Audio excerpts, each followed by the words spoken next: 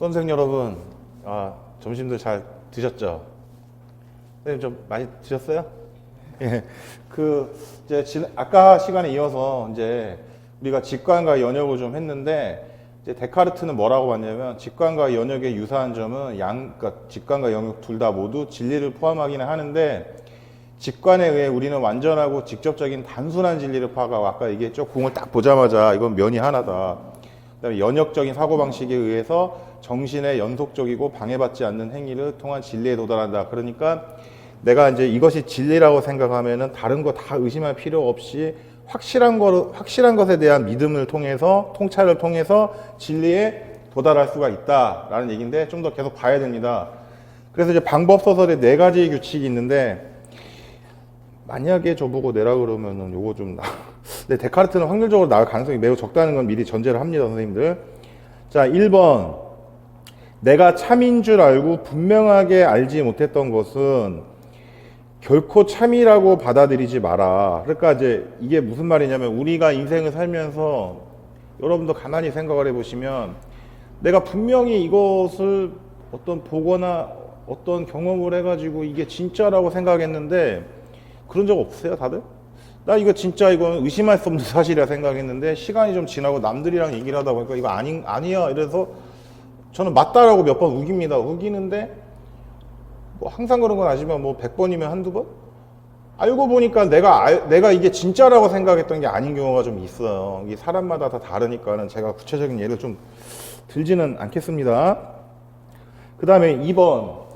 검토 중인 어려운 문제들은 가능한 한 그리고 타당한 대답을 얻는데 필요한 만큼 작은 부분으로 나누어라. 그게 뭐냐면, 내가 설명하는 방식이, 저는 이렇게 생각을 해요. 내가 좀 많이 안다고 해가지고 내가 막 전문가처럼 돼가지고 막 폭탄 개념을 막 던져버리면은, 받아들이는 사람들은 그거를 잘 못 받아들일 수 있거든요. 이제 아인슈타인 박사께서도 이런 말씀 하셨죠. 어떤 분야에 대해서 쉽게 설명하지 못하는 것은 내가 그 분야에 대해서 잘 알지 못하는 것이다라는 유명한 말씀을 남기셨잖아요. 제가 그러니까 어떤 세미나라든지 어떤 유튜브도 포함인데, 저도 많이 항상 배우는데 공부를 굉장히 많이 합니다. 열심히 하는데, 누구누구라고는 하긴 그런데, 어떤 학자분들을 외국 학자들 포함이에요. 보면은 내가 어떤 분야에 대해서 되게 잘 자기가 이제 잘 알고 있다 주장을 해요. 어떤 학자든 학자가 아닐 수도 있어요. 전문가가 내가 여기에서 굉장히 막 전문가처럼 행세를 하는데, 처음에 들으면은 그렇지, 그러네 하는데, 듣다 보면은 이게, 나도 공부를 하다 보면 이게 뭔지 이제 실체를 알게 되잖아요. 알고 보니까 A인 줄 알았더니 B라는 것이라고 내가 파악을 할 수 있단 말이에요. A인 줄 알고 봤더니 사실은 이거였네? 근데 이 사람은 아직도 1년 전, 2년 전, 3년 전에 똑같은 얘기를 하는 거예요. 그냥 막 분명히. 그러면서 계속 어렵게 얘기를 합니다. 그러니까는 점점 사람들이 이것에 대해서 많이 알게 되고 계몽이 되니까는 이것에 대한 진실을 알게 되는데, 얘는 아직도 자기가 전문가인 척 하면서 어렵게 얘기만 하고 딴 얘기는 하지도 않아요. 계속 얘기만 하는 거예요. 그냥 계속. 그래서 저 같은 경우는 어떤 전문가분의 의견을 이렇게 청취를 할 때 보면은 한두 번까지 듣고 3번, 4번부터 똑같은 얘기하면 안 듣습니다. 그럼 그 사람은 진짜 그 분야에 대해서 제대로 알고 있다는 생각을 안 해요. 자, 그 다음에 3번, 세 번째. 가장 단순하고 쉬운 대상들에게서 시작해서 점차 어렵고 복잡한 대상으로 그 생각을 진행해 나가라. 이거 괜찮죠? 그러니까 이런 사고방식이 사실은 오컴의 면도날 이론 영향도 좀 있는 거예요. 어려운 것은 다 잘라내라고 제가 얘기 드렸지 않습니까? 경제성의 원리 이런 거. 오컴의 면도날 이론은 한번 났기 때문에 똑같은 문제는 안 날 것 같아요, 제 생각에. 그 다음에 4번째, 모든 경우에 빠진 것이 아무것도 없음을 확신할 수 있도록 완벽하게 열거하고 전체적으로 재검토하라. 그러니까 아까도 처음에 얘기했지만 이걸 그렇게 심각하게 받아들이지 마시고, 데카르트란 사람은 무엇보다 확실한 것만을 추구했다. 확실한 것만을. 그런 얘기입니다. 그러니까 데카르트가 신에 대한 증명 얘기한 거 있는데, 그거 굳이 제가 좀 얘기를 좀 안 하려고 해요. 그까지는. 그러니까 데카르트의 방법적 회의라는 게 뭐냐면, 이 회의는 디스커스 의논을 나누는 이게 아니죠. 그러니까 내가 이것이 진짜인지 아닌지를 막 생각하고 찾아가는 걸 말하는 거죠. 우리의 지식을 이루기 위한 절대적이고 확실한 출발점을 찾기 위한 회의의 방법으로서 methodical doubt라 그러죠. 착실하고 추호도 의심이 없는 단 하나의 진리를 발견할 수 있다면 그 사실만으로도 회의를 방금 회의 얘기 드렸고 발전시켜서 하나의 철학을 성립하기 위해 충분하다. 제가 이렇게 예를 막 찾아봤는데 연역법적인 사고 방식과 관련이 있죠. 그러니까 아까 아르키메데스의 지렛대 얘기했는데 지렛대의 원리가 통용된다는 사실을 직관과 연역을 통해서 알게 되면은 그 내가 들고자 하는 물체가 아무리 커도 설사 지구만한 크기가 있어도 그것에 적용되는 물리 법칙은 이 우주 안에서 똑같다. 그렇기 때문에 이론적으로는 지구도 들 수 있다. 지구도 들 수 있다. 여기 회의라는 건 제가 정확한 사전 용어를 찾았습니다. 이건 읽어보시기 바라고. 이거는 많이 보셨을 거예요. 코기토 에르고 숨. 이거는 나는 생각한다. 그러므로 나는 존재한다인데, 이게 이제 첫 번째, 나의 존재를 확신시켜줘. 그러니까 이 데카르트 이 강의 노트도 제가 준비를 많이 해왔지만은 데카르트 얘기 너무 깊게 들어가면 이건 철학가 되는 거라서 시험에 혹시라도 날 수 있는 것만 하겠습니다. 그런데 나는 생각하니까 존재. 나는 생각하는 사물이야. 사유하는 사물은 회의하고 이해하며 긍정하고 부인하고 의지하며 거절하는 사물일 뿐만 아니라 상상하고 느끼는 사물이야. 그러니까 이 사물은 데카르트가 심신이원론지 바로 설명을 드릴 텐데 우리 인간이 정신과 육체 두 개 나눠져 있기 때문에 우리 육체적인 면을 이제 사물이라고 이제 표현한 거예요. 사유란 하나의 사실이기 때문에 사유하는 사물인 사유자가 있어야 돼. 그게 내 정신이죠. 이 사물이 육체는 아니야. 제가 여러 또 책들을 많이 읽어봤는데 뭐 간단합니다. 이거는 육체는 변해가고 늙고 죽으면 없어지기 때문입니다.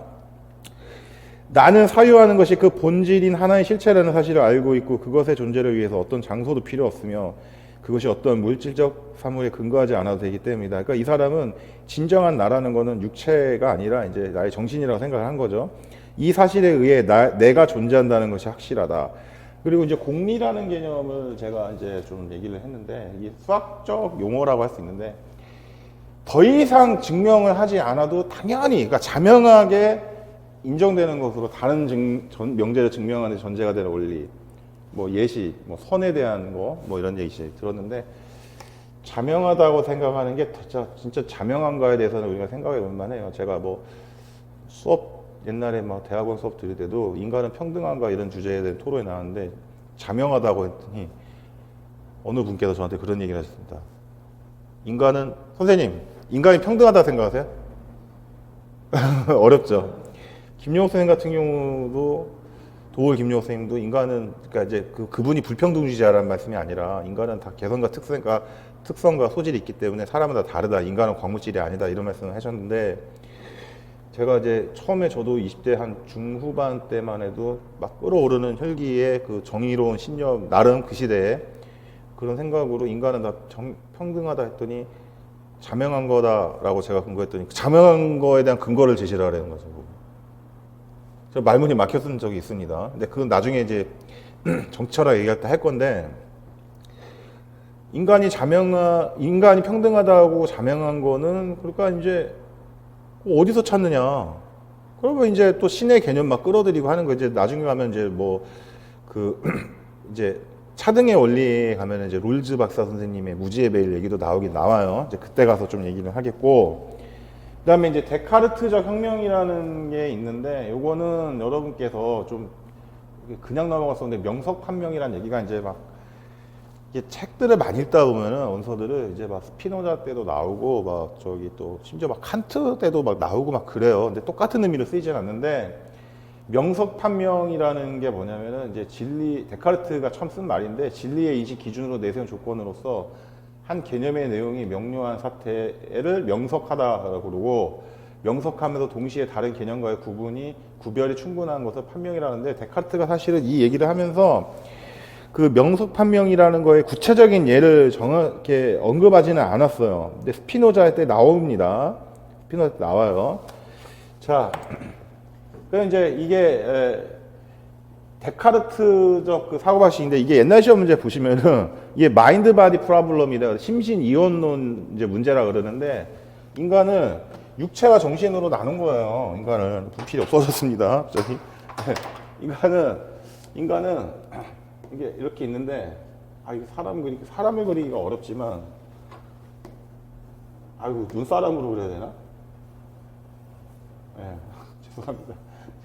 제가 그림을 미술적인 소질이 없어가지고 이게 있는데 이게 이제 정신과 이제 정신 이제 육체로 나뉜다고 치는데 이게 딱 나눈 거예요. 그래가지고 저기 보면 이제 정신의 사유, thought, 생각이라는 얘기고 직관 연역, 육체는 연장, extension. 그러니까 이게 연장이라는 뜻이 뭐냐면 내 몸을 이루고 있는 물질이 공간을 점유한다는 뜻입니다. 점유한다, 연장.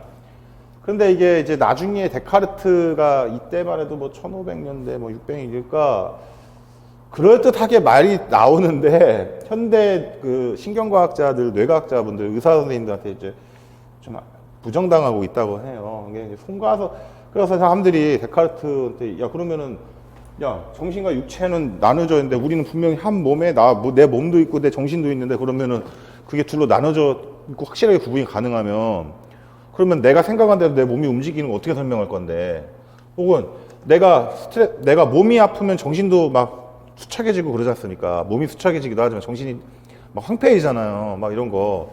그거는 어떻게 하는 거 뇌에 뭐 송가선이 있다 이렇게 설명하는데 진짜 송가선이 있기는 있어요.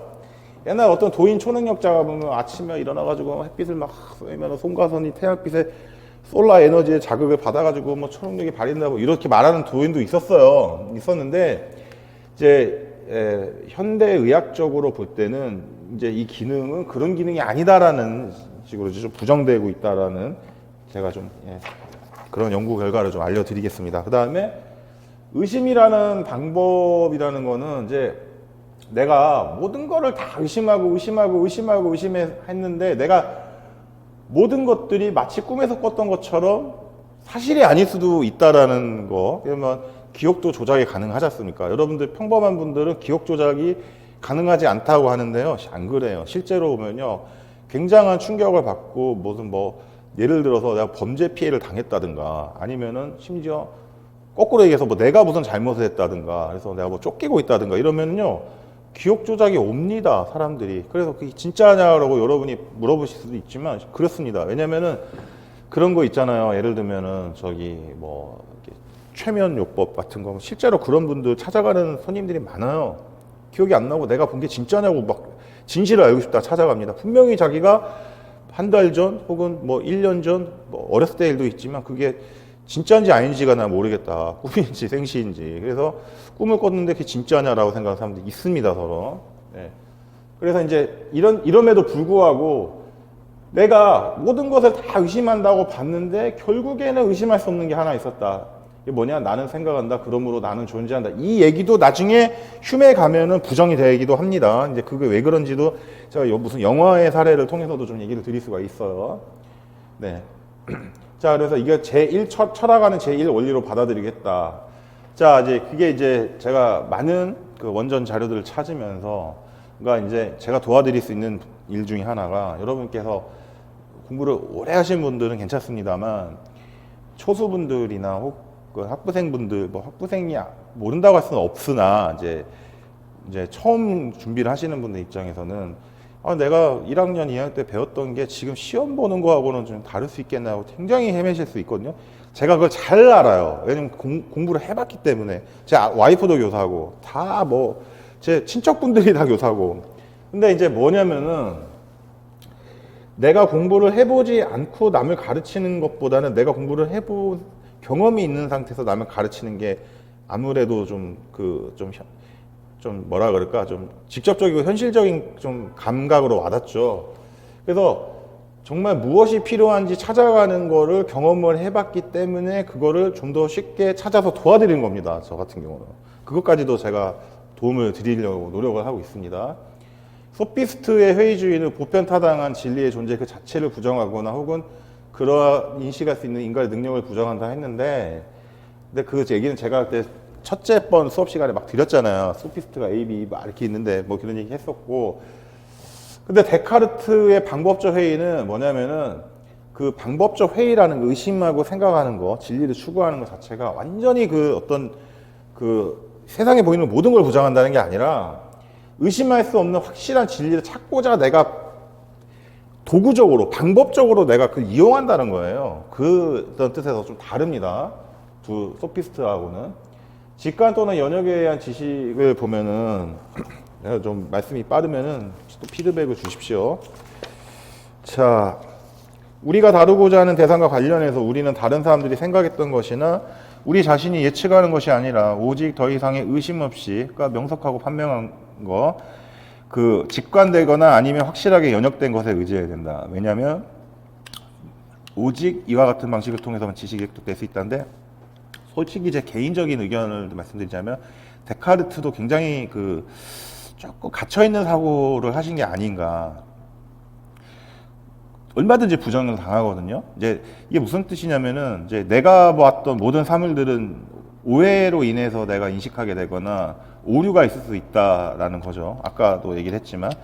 그 다음에 이제 실체 이원론을 가시면 교재 18페이지인데, 이제 뭐 제가 좀 볼릭체를 좀 썼습니다. 이제 무슨 뜻이냐면, 내가 다른 것의 진리성을 의심하고 있다는 사실 그 자체에서 나는 내가 존재한다는 것이 너무나 명확하다라는 결론에 이르렀다. 이제 이게 인식론 문제인데, 데카르트 하나만 보면은 큰 의미가 없지만 뒤에 이제 칸트까지 가면 굉장히 좀 의미가 있어요. 인간은 어떤 존재인가, 이런 얘기 나오면서. 그러면서 이제 여기 보시면 나는 하나의 실체이며 이것의 본질 또는 본성이 오직 생각하는 것이 알게 되었다. 그리고 여기 마지막에 보시면 나를 나이도록 해주는 것은 이 정신은 물체와는 다른 거며, 심지어 물체보다 더 쉽게 인식될 뿐만 아니라 비록 물체가 존재하지 않더라도 끊임없이 존재한다는데, 저 같은 경우는 요거는 제 개인적인 걸 또 전제하면, 첫 번째 이거는 제가 인정을 해요. 확실히 나를 나이도록 해주는 것은 이 정신은 물체와는 다른 거다. 맞아. 근데 물체보다 더 쉽게 인식되도록 여러분 생각하시면은 정신적 질환이 있는 분만을 꼭도 아니고, 사람이 살다 보면은 정체성의 혼란도 느끼고 살다 보면은 어떤 충격을 받는다든지 뭐 몸이 아프다든지 어려운 환경에 상황에 처하게 되면 정신이 나가거든요. 여러분들은 아직 그 수험생분들이 대부분 저보다 나이가 뭐 10년 이상 20년 가까이 젊으시겠지만은, 사람이 꼭 이렇게 항상 제정신을 갖고 살지는 않아요. 여러분들 미쳤다고 하는 거, 선생님 미쳤다는 거 혹시 미친 사람 보신 적 있어요? 한 번도 없죠.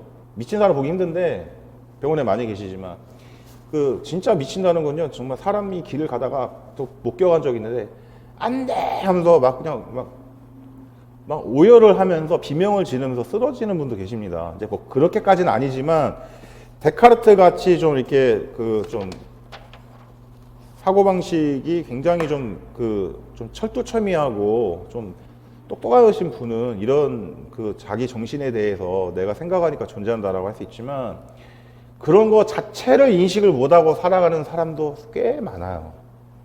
꽤 많아요. 자, 여러분도 다 비슷한 생각을 한 번쯤 해보셨을 거라 생각하니까, 제가 또 그림을 찾아가지고 있는데, 자, 이게 원래 신을 이렇게 표현을 해도 되는지를 모르겠는데, 제가 마땅한 게 없어가지고 신이 있는데, 신은 무한실체고 이제 그러니까 한계가 없죠. 그다음에 이제 우리 인간으로 따지면 물질, 제 몸입니다 이거. 그다음에 정신, 제가 옛날 사회인이라고 했을 텐데 두 개로 이어져 있는데, 이건 이제 유한실체라고 그러는데 이게 나눠져 있다. 데카르트, 요거는 좀 알고 가시면 좋습니다.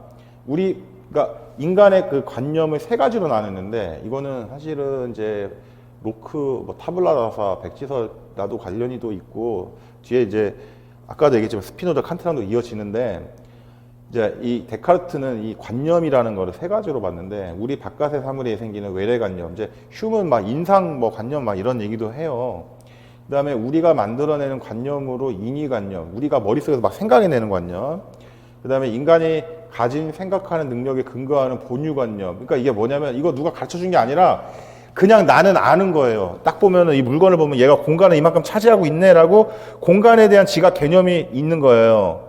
이거 타고날 때부터 주어진 겁니다. 로크는 인간은 경험하지 않는 아무것도 모르는 바보다 이렇게 하다시피 했지만, 데카르트는 그렇게 안 본 거예요. 가르쳐주지 않아도 본유관념, 본래부터 주어져 있는 존재하는 관념입니다.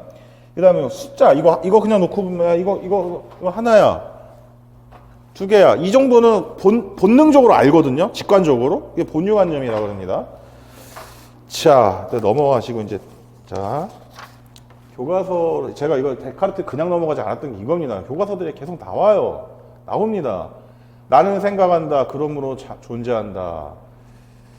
쭉 보시면은 이제 여기 보시면 데카르트는 진리에 도달하기 위한 방법으로 4가지 규칙을 제시했는데 이거는 제가 무슨 뭐 이렇게 미래를 예언하는 사람은 아니지만 만약에 데카르트 아까 지금 보신 아까 제가 얘기 드린 거 만약에 남의 요구 보라 한 거 왜냐면 시험 출제자가 안 건드릴까 하다가 만약에 낸다라고 결정을 내려버리게 됐을 때 뭐냐 그런 교과서나 지도서에 있는 거 그래서 낸 거예요.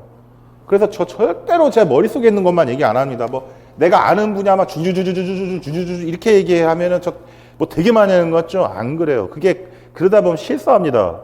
말하다 보면은 막 완전히 그냥 100% 진짜 사실만을 얘기하는 게 아니라 말하다 보면은 한 60에서 80%만 사실을 얘기하고 한 20에서 30, 40%는 내가 그 순간 즉흥적으로 생각한 걸 얘기하게 돼요. 그래서 제가 그거 항상 조심하는 거예요.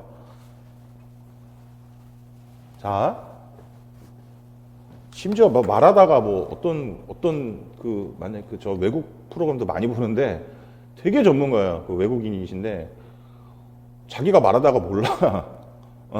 그리고서 한자 뜸을 들이더라고요. 그래서 야 외국 사람이라고 다 똑똑한 건 아니구나라는 제가 생각을 좀 했고 그다음에 이제 그 보시면은 이거는 이제 아까 했으니까 넘어가겠습니다. 네. 성찰에서 그는 이제 확실한 명제에서 출발하여 뭐 이렇게 얘기를 하는데 신의 존재 증명 이 얘기를 제가 그 좀 비판을 이게 이제 순환론 중에 오류라 그러는데 그러니까 일종의 선결 문제 요구의 오류 같다라고 하는 것도 있는데 이게 무슨 말이냐면은 근데 이게 안 하다가 지금 이게 안강복 선생님의 처음 있는 서양 철학사 나와가지고 이게 지금 그 교과서에 또 나왔단 말이에요. 그러니까 이제 신의 존재 증명을 하는데 이제 이런 거를 증명하는 사람들은 뭐냐면 특징이 뭐냐면 신이 일단 유신론자예요. 신이 있다라고 믿는 사람들이에요. 신은 완전하다. 반면 인간은 불완전하다. 불완전한 존재가 완전한 것을 상상하고 만들어낼 수는 없다. 신이 완전해. 퍼펙트해. 신을 표현할 수는 없지만 신이 가진 속성 중에는 신은 퍼펙트. 오류가 없어. 신은 오류가 없어. 근데 신이 인간을 만들었단 말이에요. 근데 우리가 불완전한 존재가 완전한 것을 상상하고 우리는 언퍼펙트해. 우리는 완벽하지가 않아. 그런데 우리가 불완전한 존재인데 완벽한 존재인 신을 상상할 수 있느냐? 불완전한 존재가 완벽한 존재를 상상할 수 있느냐? 그게 불가능하다. 그래서 신은 있다라고 하지만 그러면 신은 왜 있어? 불완전한 존재가 신이 있다. 완전한 존재 신을 생각할 수 없기 때문이야. 그럼 반대로 그러면 여기는 왜 있는 거야? 신이 인간을 만들었기 때문이야. 왜 또 신이 있어? 왜 만들었어? 우리는 불완전한 존재인데 신이 우리를 만들었을 리가 없어. 이런 식으로 하다 보면 이게 뭐냐면 선결 문제 요구의 오류가 되는 거예요. 아시겠죠? 황당하죠? 네. 근데 이 정도는 아시는 분들이 많이 계십니다. 자, 이제 스피노자로 가는데 시간은 계속 흘러가고 있습니다. 스피노자. 이분을 좀 자세히 봅시다. 이제 범신론이라 그러는데 이분을 이제 제가 좀 판서도 좀 하긴 해야 되는데 이전까지는 이분이 언제 사셨어요? 1632년에서 1670이 정도면은 1632년 1600년대 중반이면은 광해군하고 광해군 인조 효종 임금 때네. 북벌할 때 그러니까 이제 영조 넘어가기 전인데 자 범신론이 뭐냐면은 이제 우주 만물에 신이 깃들여 있다는 거예요. 그러니까 스피노자가 유대인인데 종교 있으세요 혹시? 무신론자시구나. 네, 그거 절대 뭐 나쁘거나 그러지 않습니다.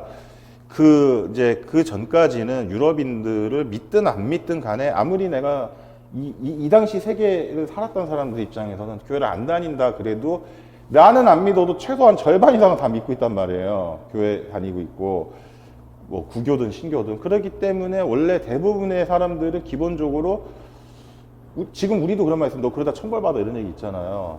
근데 그 사람들이 그 머릿속에는 기본적으로 인격신에 대한 개념이 있어요. 지금 교회 다니시면 잘 알 텐데. 그래가지고 하여튼 좀 교리 좀 벗어나서 얘기를 하자면은 잘못한 일 저지르면은 신으로부터 벌 받는다. 이런 뭐 죽으면 지옥 간다 얘기 있는데 스피노자가 굉장히 당시에 센세이션을 일으킵니다. 그러니까 이 사람은 진짜 죽을 뻔했어요. 그러니까 우주 자체가 신이고 신은 자연이고 자연이고 신이고 우리는 그 일부다. 우리에도 신의 속성을 가지고 신의 일부다라는 얘기를 합니다. 속성이라는 개념이 좀 이따 나오는데 그래가지고 스피노자가 진짜 이분을 인정을 한 분들도 많아요. 아주. 근데 이 당시에 이 사람이 아마 포르투갈계 유대인인데 포르투갈계 출신. 근데 네덜란드 암스테르담에서 태어났다고 하는데 이분이 유대인 그 공동체에서 파문을 당해요. 유태인인데. 파문을 당해가지고 유태인인데 돌아가시고 나서 100년 동안 이분의 책이 금서 조치를 당합니다. 그러니까 이런 사고방식, 지금은 이런 거 보면 되게 아무렇지도 않지 않습니까? 일본 애니메이션 뭐 이누야샤도 나오고 피카츄도 나오고 뭐 많이 나오는데 특히 일본의 신토 사상 같은 경우는 뭐 완전히 뭐 온 자연이 다 그냥 신이 깃들였다라는 그런 우리 한국인이랑은 좀 다른 사고방식을 가지고 있는데 우리도 옛날에는 그랬죠. 토속신앙. 우리도 그랬는데 애니미즘적인 사고방식도 있었고 한데 되게 위험한 사고방식이었어요. 이 당시로서는. 그러니까 지금으로 치면은 굳이 비교를, 그러니까 충격의 강도로 치면은 선생님, 만약에 우리가 외계인이 만든 컴퓨터 안에 있는 시뮬레이션의 일부라 막 이런 게 그거 사실이라 그러면 충격이 크겠어요, 안 크겠어요? 그렇죠.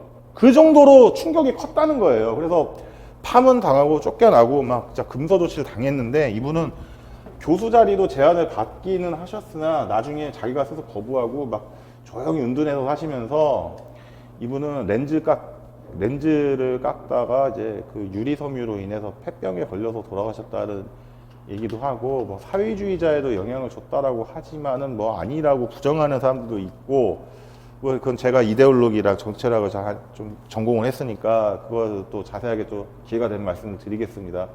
스피노자 같은 경우는 에티카라는 책을 썼는데 요거가 스피노자도 중요도로 치면은 뭐 칸트 윤리 그 형이상학 정초 제가 저기 이따 다 보여드릴 건데 그거랑 니코마코스 윤리학이 제일 중요하고 그 다음에 이제 국가도 중요한데 스피노자도 에티카 정도는 근데 에티카를 다 보라고는 제가 드리기 어려워요. 제가 이거 에티카가 어떻게 구성됐는지는 제가 이 교재에다가 좀 일부를 좀 빼와가지고 보여드렸는데 이 책을 보다 보면 미로 같아요. 그러니까 세상에 대해서 내가 이성을 가지고 면밀하게 분석을 해서 막 255개 정도 되는 막 정리가 돼 있는데 이거를 갖다가 이 세상은 요건 요거고 요건 요거고 요건 정리를 해서 요게 되고 요걸 이렇게 증명을 해가지고 요거는 이런 결론이 나온다 해서 이 세상에 있는 돌아가는 어떤 현상이나 사물들을 다 자기 나름 분석을 해서 딱 쓴 건데 어떤 사람들은 농담을 하면 이런 얘기도 합니다. 이건 정말 미친 사람이다.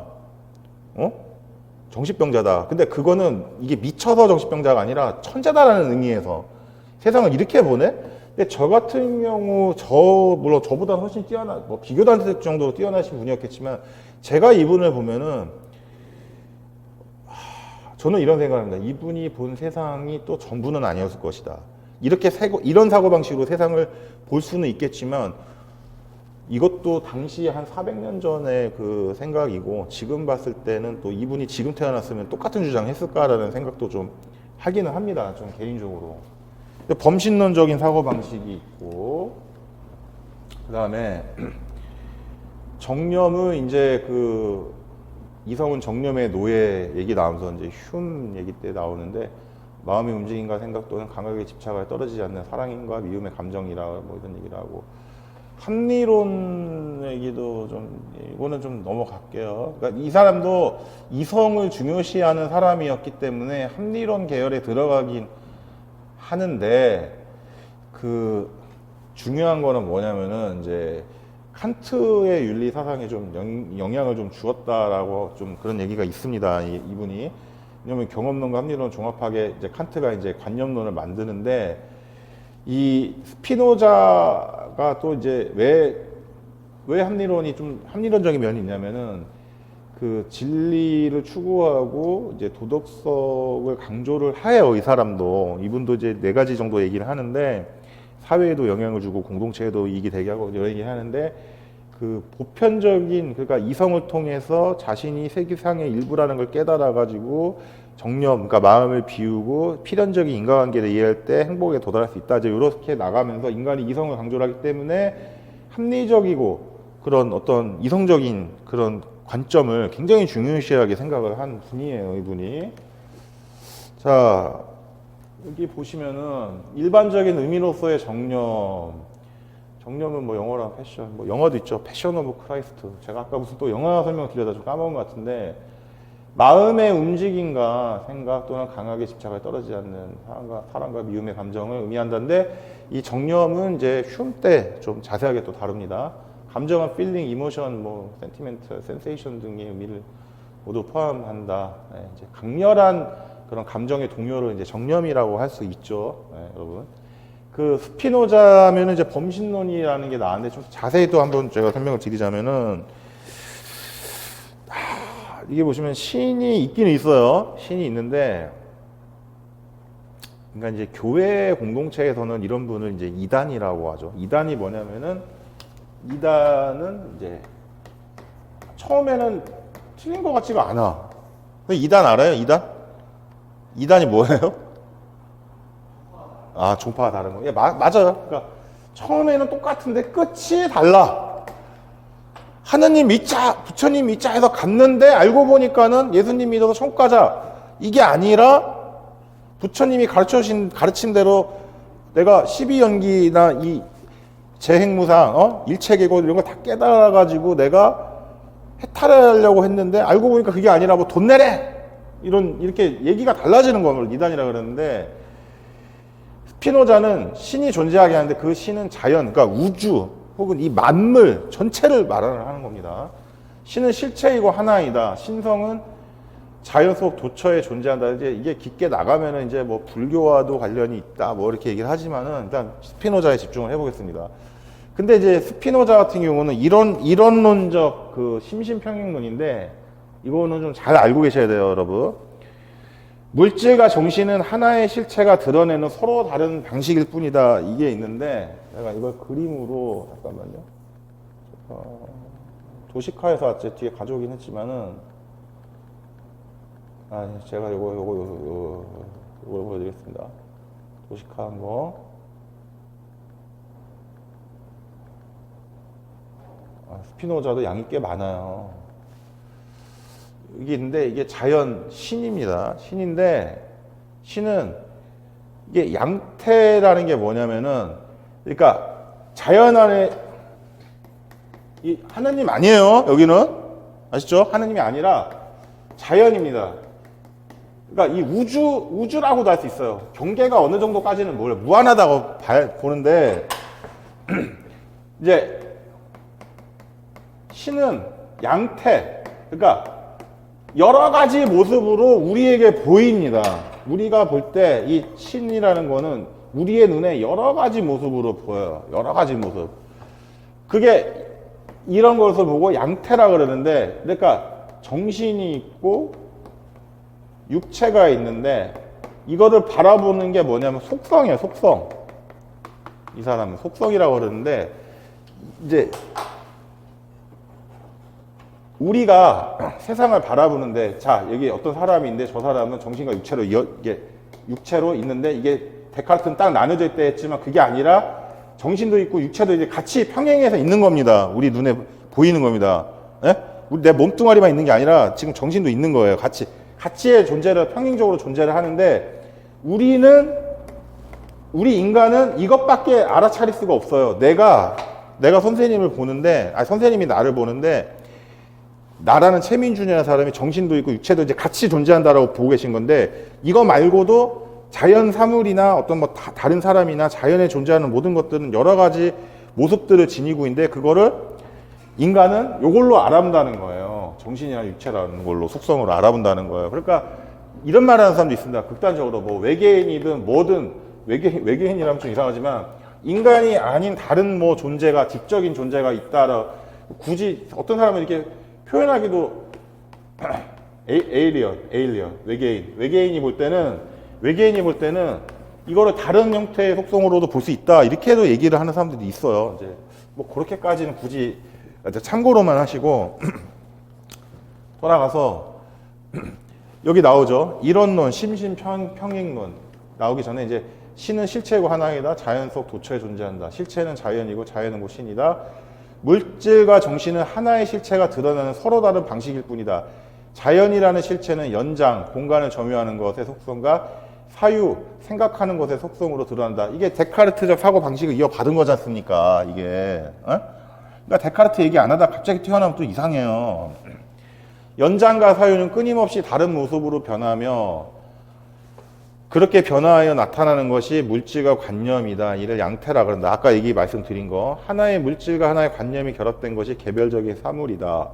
속성, 지성이 실체의 본질을 구성하는 요소로 지각하는 거. 아까 제가 말씀드렸죠. 어떤 현상이나 사물을 바라보는 거. 이게 실체의 본질을 보는 거. 불이 막 타고 있어. 그걸 보고 있어. 불 타고 있어. 그걸 우리가 속성으로 보는 겁니다. 자, 스피노자의 실체 서브스텐스. 자, 이게 서브스텐스가 이게 좀 이렇게 문자적으로 말하면은 물질, 근본이라는 뜻이죠. 어떤 사물이나 어떤 존재가 이렇게 있는데 그 안에 숨어져 있는 그 근본, 기본, 기저, 근저 이렇게 표현도 하죠. 자신에 의해 존재하고 자기 이외에는 다른 원인이 없는 자기 원인. 그러니까 이 세상은 하나님이라고 혹은 뭐 이슬람에서 알라라고 표현하지만 이런 어떤 절대적인 존재가 만들어낸 게 아니라 우리 아우구스티누스 때도 봤지만은 그 바운데리, 그 한계, 이 세상을 초월해 계신 존재가 아니라 이 우주가 자연이고 신이고 그게 실체인데 이거는 왜 있는지도 몰라. 근데 스스로 존재해. 그리고 자기 위에 다른 원인이 없어. 요게 바로 스피노자식 실체입니다. 그러니까 이런 사고 방식이 동양에서는 2500년 전부터 있었단 말이에요. 원시불교 때부터. 여기서 말하는 원시불교는 원시적이라는 게 아니라 근본불교 말합니다. 인도에서 이제 석가모니 열만하시고 나서 제자들이 모여가지고 막 이제 부처님이 설파하신 진리를 이제 교리화한 걸 하는 건데 스피노자 같은 경우는 이런 생각을 해버리게 되면은 당시 세계관을 완전히 근본을 뒤엎어버리는 거예요. 이게 얼마나 무서운 생각이냐면은 아직 지금 저랑 같이 수업하신 분들이 나이가 좀 30이나 좀 이상 되셨으면 모르겠는데 나이가 좀 어린 분들이라 그러면은 막 20대 초반도 계실 거 아니에요. 예를 들면 어린이라 합시다. 이 얘기를 한 김에 지금까지 내가 한 10년, 15년 살고 와서 엄마 아빠가 나의 엄마 아빠 생각인데 알고 보니까 갑자기 탁 막 가면 벗더니 외계인처럼 나가지고 나는 사실 네 엄마가 아니었어. 이런 정도의 충격이 오는 거예요. 세상을 그렇게 이게 지금 이 1600년대의 생각으로는. 근데 이제 유대인들 지금 이런 거 보시면 되게 신기하지 않습니까? 어떻게 이런 생각을 하지? 미쳤나? 뭐 당시에는 그렇게 생각했는데 이스라엘 사람 유대인들이 그렇게 이럴 수밖에 없어요. 이제 이 유대인들이 지금도 노벨상 막 보면 막 50% 이상 차지하고 있고 지금도 보면 막 거의 대부분의 천재들은 다 유대인들이지 않습니까? 굳이 얘기를 들지 않아도 뭐 빌 게이츠부터 해가지고 다 나오잖아요. 근데 나오는데 우리가 알고 있는 역사적인 인물들은 웬만하면 다 유대계 인물들이죠. 천재들. 근데 왜 이렇게 똑똑해졌냐라고 제가 좀 공부를 해봤어요.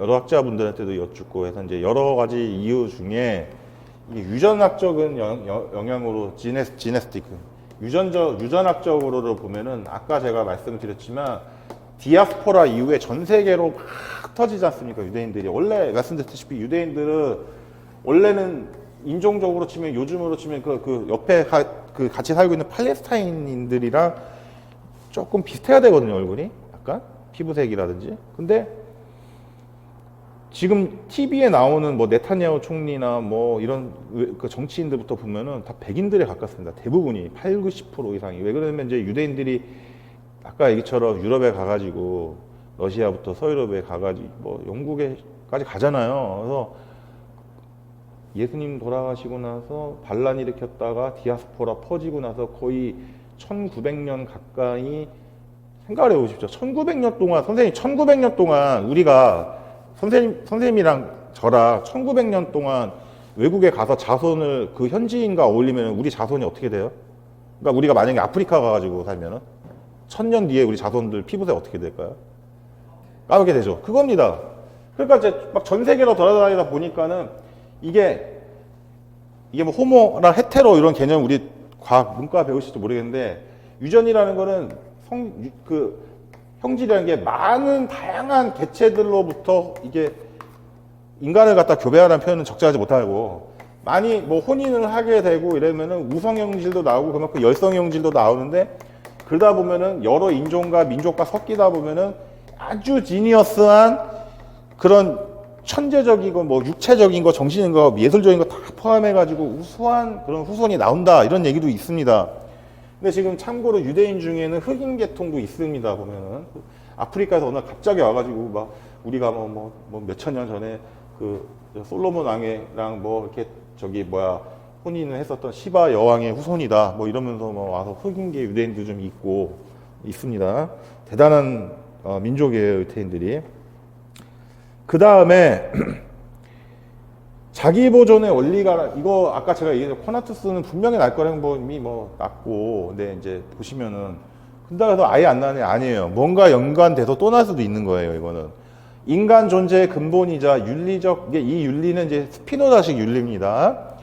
이 윤리적 덕의 기초로서 모든 존재는 힘이 닿는 한 이거는 맞다고 생각을 해요. 자신의 존재를 보존하려고 노력한다. 이러한 자기 보존의 의지는 인간 존재의 자기 보존의 의지 이거는 한번 났기 때문에 똑같은 거로 단어 쓰라는 것까지는 안 될 것 같은데 인간 존재의 근본이면 윤리적인 덕의 기초가 된다. 이거 굉장히 근데 저는 솔직하다고 봅니다. 이거 맞잖아요. 이게 먼저 있어야 되잖아요. 자기 보존의 원리가. 안 그러면 우리 살아갈 이유가 뭐가 있습니까? 제가 여기 있는 것도 그거고 여러분이 공부하신 것도 그런 이유고. 그다음에 의지와 욕망인데 이것도 이제 계속 나오는데 의지는 뭐냐면 인간이 본래의 자기로 머무려고 하는 정신의 노력을 의지라 그러고 욕망은 우리 몸이 갖는 자기 보존의 노력을 정신이 의식하는 상태인데 구분을 좀 하셔야 되는 게 의지가 있어야지 우리 삶을 유지를 할 수 있을 것이고 뭐를 하더라도 그다음에 욕망을 한다는 거는 뭐냐면은 자기 보존한다는 건 내가 살아 있으려면은 뭔가를 욕구하거나 욕망하지 않겠어요? 이게 이제 이 얘기가 이제 칸트로 흘러가면 경향성이라는 얘기로 좀 나오거든요. 경향성, 욕구, 욕망으로 나오는데 어쨌든 스피노자가 요 의지와 욕망을 좀 구분을 했다라는 거 좀 확실히 알고 여러분도 넘어가셨으면 합니다. 제가 얘기 드리는 거는 절대로 그냥 하는 얘기 아닙니다. 제가 공부를 했었고 연수도 받았고 교수님들이 다 은사님들이시기 때문에 다 중요하다고 한 거 전부 다 스키머를 갖고 있는 거예요. 그래서 저는 절대로 없는 얘기, 모르는 얘기를 막 내 마음대로 중요성을 부과해가지고 던지지 않습니다. 이거 보시는 분 중에 제 후배랑 제 동료도 있고 다 얘기를 드렸잖아요. 제가 조금이라도 제가 뭐 과장하거나 아닌 것 같은데 막 이게 더 중요하다는 식으로 얘기하면 바로 저한테 연락이 옵니다. 예. 자.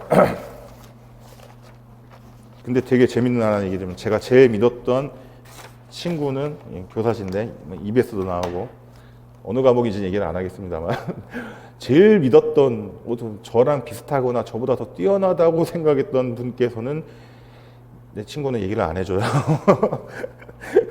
믿는 도끼에 발등 찍힌다 그러나요? 그러니까 너무 친하니까 이제 그런 거라고 좀 보고요. 그다음에 자유의지와 신의 개념으로 좀 넘어가면은 제가 뭐 강의 노트에도 엄청 뭐 준비를 많이 해야 하는데 이거를 뭐 다 하기보다는 일단 교재에 충실하자면은 제가 얘기 드렸고 데카르트도 그런 말씀하셨고 내가 안다고 해서 막 던진다고 하는 게 중요한 게 아니에요. 막 이런 거 준비 하나도 안 하고 막 다다다다다다 써버리면은 안 됩니다. 그러면 절대로 그럼 저 혼자 책 읽는 거죠. 뭐 자유의지와 신의 얘기 나오는데 자유의지의 산물이라고 여겨지는 선택도 잘 보세요. 지금부터 생각을 하면서 봅시다. 신에 의해 결정된 필요다. 이거 잘 생각해야 돼요. 하느님 아니에요. 여기 신은 자연이에요. 우주 자체. 내가 이거 무슨 말이냐면 내가 무엇을 하려고 해도 수많은 인과관계에 의해서 그렇게 하도록 되어져 있었어. 그러니까 예를 들면은 제가 방문각에 오게 된 것도 우연하게 우리 이 어떤 여기 방문각의 임원 선생님을 뵙고 나서 이게 온 것 같지만 알고 보면은 그거를 갖다가 원인과 필연을 많이 따지고 보면 그렇게 될 수밖에 없었던 이유가 있던 거야라고 우리가 알게 된다는 겁니다. 이게 무슨 얘기냐면 제가 또 설명을 해드리자면 이게 이제 시간 개념으로도 이제 설명할 수 있는데 이제 이거 곰플레어라고 있다고 생각을 해보세요. 곰플레어가 있으면 네, 여기 시작은 주인공이 딱 등장을 해요. 최근에 본 영화 뭐 있으세요, 선생님? 최근에 본 영화? 저 최근에 본 매트릭스. 이것도 관계가 있는 얘기인데 주인공이 처음에 시작할 때는 뭐 어떻게 할지 몰라. 어떻게 할지 몰라. 어떻게 할지 모르는데 종반부쯤 가면은 어떻게 되어 있습니다. 짠 하고 뭐 살았든 죽었든 뭐 슈퍼맨으로 변신을 했든 부자가 되든 가난해지든 뭐 성공을 하든 실패하든 되는데 중간에는 왜 그런지 몰라. 근데 우리는 이 단계에서는 그러니까 이 중간을 보지 않고서는 이거를 보지 않고서는 얘가 왜 이렇게 했는지 모르잖아요. 그 2단계에서는 여기 딱 생략하고 보면 이게 이거 뭐야? 그렇지만은 이걸 딱 보면은 이 안에 원인과 결과가 다 짜잘짜잘짜잘짜잘하게 코즈 앤 이펙트, 코즈 앤 이펙트, 코즈 앤 이펙트가 이 안에 다 나와 있지 않습니까? 스피노자는 바로 이런 걸 보자 그런 거예요. 이 곰플레어로 보는 이 세상 자체가 신이고 가시고, 그러니까 기독교적인 하나님이 아니라 자연이고 실체다. 우리가 이 원인에 이걸 이성적으로 다 판단하면은 이런 마음의 안식을 얻을 수 있다지. 이건 뭐 영혼의 상에서 바라보고 여기까지도 나가지만은 천천히 나가도록 하겠습니다. 그러니까. 자, 여기 보시면은 자, 2번. 신은 어떠한 의지도 인격도 없지만 모든 사물과 현상을 필연에 의해 생산하는 무한의 힘을 가지고 있다. 그렇겠죠. 여기 인격신이 아니니까. 우리가 흔히 말하는 어렸을 때 교회 한 번이라도 가보신 분은 아시겠지만은 인격신의 개념이 아니죠. 불교도 이건 좀 비슷한 개념입니다. 왜냐하면 불교는 창조 얘기 안 해요. 힌두교는 있긴 합니다. 이제 브라만, 빛의 신 나오고 파괴의 신, 시바신 나오는데 나중에 또 하고 세 번째 이러한 신의 힘을 이건 시험에 나왔죠. 능산적 자연이라고 한다. 그리고 이거는 반드시 보시 바랍니다. 그것에 의해 생산된 것을 뭐라 그런다? 뭐라 그런다? 선생님 뭐라 그런다? 소산적 자연이라 그런다. 소산적 자연. 이거 시험에 나면 나 책임 못 지는 거예요. 책임져야죠. 꼭 다시 한번 보십시오. 났던 거 또 날 수도 있습니다. 다른 개념과 연계해가지고. 4번 자연 난분의 궁극적인 원인이 신이며 신을 이성적으로 인식을 해야 된다. 내가 왜 이렇게 살아가고 있느냐, 내가 오늘은 왜 보트 타고 있고, 내가 오늘은 왜 쇼핑하고 있고, 내가 오늘은 왜 방문각에서 공부를 하고 있느냐, 눈 오는 날에. 다 궁극적인 원인은 신이다. 그 신이고 자연이고 그 안에 질서가 원인과 결과에서 필연적으로 주어져 있던 거라는 것을 내가 이성적으로 깨달아야 된다. 자연에서 일어나는 모든 일은 원인과 결과의 관계로 이루어져 있다. 이걸 알아야지 마음의 안정과 안식과 평화가 온다. 6번. 그렇다면 이성의 역할은 뭐냐? 그러니까 이성을 중요시하는 전통이 데카르트적인 사고방식으로부터 이어받은 겁니다. 둘이 똑같지는 않아요. 데카르트 선생님도 스피노자 보면은 정말 엄청난 이단하죠. 한다고 해서 그런 학자분들끼리 너 사이코야 이러지는 않으셨겠지만 실제로 많은 학자들을 보면은 막 서로 싸우기도 하고 많이 합니다만, 자, 이성의 역할을 한번 좀 보실까요? 자, 1번 변화하는 모든 것은 영원한 질서와 자연의 법칙에 따라 변화한다. 자, 당연하죠. 어떤 자연에 존재하는 질서와 법칙이 우주 안에 동일하게 이루어지지 않으면은 그게 어떻게 되는 거예요? 우주가 이렇게 해서 우리가 우리가 사실 우주라고 하는 거는 천문학적으로도 우리가 알고 있는 우주는 이겁니다. 정확히 표현하면은 이거는 이겁니다. 관측 가능한 우주를 우주라 그럽니다. 스페이스. 자, 근데 이 안에 요 얘기를 좀 빅뱅은 제가 얘기를 드려야겠네요. 다 준비를 해왔는데 우주가 한 뭐 150억 년 정도 됐다고 하면은 149억 년 전이라고 그냥 하나 뭐 임의적인 시간을 잡으면 이때 이 우주의 안에서 통용이 되던 통하던 어떤 물리법칙이 질서가 프리서플이라고도 할 수 있죠. 이 원리가 지금 150억 년, 149억 년이 흐른 현재 프레젠트에도 통해야 된다라는 거 똑같이 적용이 된다는 얘기인데 이제 뭐 좀 과학을 순수하게 전공하시는 분들은 뭐 좀 다르게 얘기도 할 수 있지만은 자, 우주는 149억 년 전이나 지금이나 똑같은 법칙에 의해서 움직여지고 있기 때문에 왜 움직이냐? 저절로. 그러니까 불교랑 비슷하다는 거죠. 인과율의 법칙에 따라 자유의지는 착각이다. 이게 무슨 말이냐면은 아까도 얘기를 드렸지만 내가 내 의지대로 뭔가를 했다고 생각했는데 사실은 알고 보니까는 내가 내 의지대로 한 게 아니야. 예를 들면 선생님한테 제가 예를 들어 볼게요. 선생님이 최민준을 보고 있어요. 선생님이 오랜 시간 선생님께서 어른이고 우리 수험생 선생님 어른이시고 내가 애야. 최민준 어린이야. 최민준 어린이는 여기는 진짜 뭐 한 60살 한 60 정도 되신 교장 선생님이라고 뭐 볼까요? 굳이 그냥 하나 예를 들면 이분이 오랜 시간 그러니까 교장 선생님이자 큰아버지자 뭐 이런 거 있죠. 오랜 시간 나를 지켜보고 있어. 학교에서도 나를 보시고 집에서도 나를 보시고 다른 선생님을 통해서도 내가 어떻게 인생을 살아가는지 알고 있어. 우리 엄마를 통해서도 보고 직접 보시기도 하고.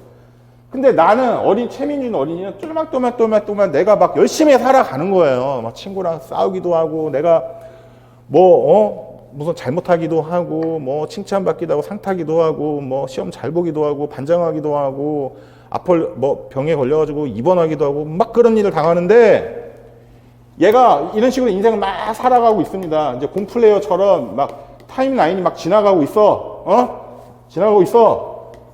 있는데 얘는 무슨 생각을 하냐면 이제 얘가 어느 시점에 이르러서 내가 예를 들면은 미국 유학에 성공을 한 거야.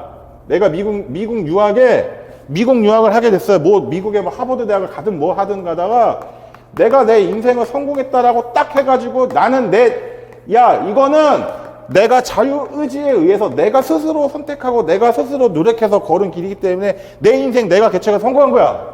라고 주장을 했는데 그럴 것 같잖아요. 그럴 것 같은데 이 오랜 시간 이 최민준 어린이를 지켜본 이분은 전지적 작가 시점으로 보면 야 웃기지 마. 네가 임마 미국 유학을 간 게 네 혼자 잘나서 네 선택해서 한 거야? 내가 너를 임마 너 태어나서 너 엄마 아빠 병원에서 태어나서 내가 너 이만할 때부터 봤는데 너 분유 먹여주고 뭐 한 거 네가 병원 가고 네가 수술 받은 거 내가 다 지켜봤고 심지어 내가 너 병원에 업어가봐도 받고 내가 너 모르고 있지. 너 언제 뭐 유치원 갈 때 뭐 내가 뭐 네 가방 사준 것도 나고 내가 뭐 예를 들면은 네가 대학 갈 때 있는 등록금도 고등학교 때 뭐 너의 뭐 아버지가 사업이 망해가지고 네가 지금 막 길거리에 너 몰랐지? 너 그거 사실은 내가 니네 아버지한테 내가 너 1,000만 원 내가 준 거야. 빌려준 거였어. 내가 너 대학교 입학금 등록금도 500만 원 중에 뭐 500만 원은 내가 한번 입학금을 내가 대줬었어. 얘는 그런 거를 인과관계를 모르고 있던 거야, 얘가 지금. 그러니까 이런 사람들의 입장에서 볼 때는 얘가 자유의지가 있다라고 생각하는 자체가 어떤 것 같아요? 어떠세요? 착각하고 산 거죠. 네, 맞아요. 그러니까 이렇게까지 이제 이제 이런 얘기만 너무 깊게 나가면 우리 철학가 되는 거예요. 그럼 내가 어떻게 되는지 아세요? 그럼 맨날 이런 얘기만 해요, 저도. 그러니까 저는 그랬잖아요. 아리스토텔레스 저기 사고 방식을 되게 좋아한다고. 왜냐면 굉장히 구체적이고 현실적이고 사진적인 얘기하는 걸 좋아하고 저는 다음 주쯤에 실용주의 얘기도 좀 할 건데 프래그마티즘 얘기하는데 저 굉장히 그런 걸 되게 좋아해요.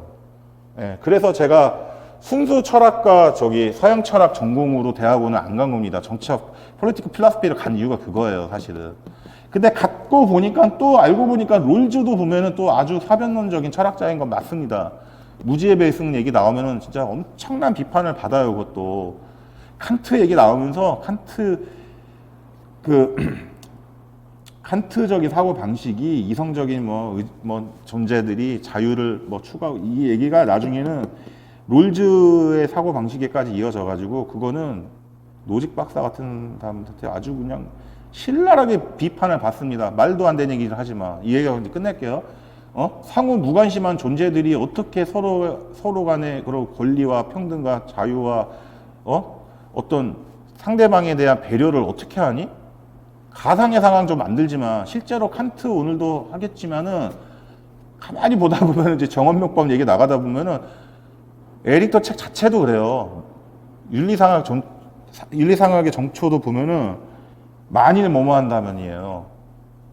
그거 좀 자세하게 좀 얘기를 드리겠습니다. 지금 잠시 좀 쉬었다가 지금 3시간째인데 고생하셨고 이제 공부는 열심히 탄력이 붙을 때 열심히 하는 겁니다. 자, 좀 이따 다시 뵙겠습니다.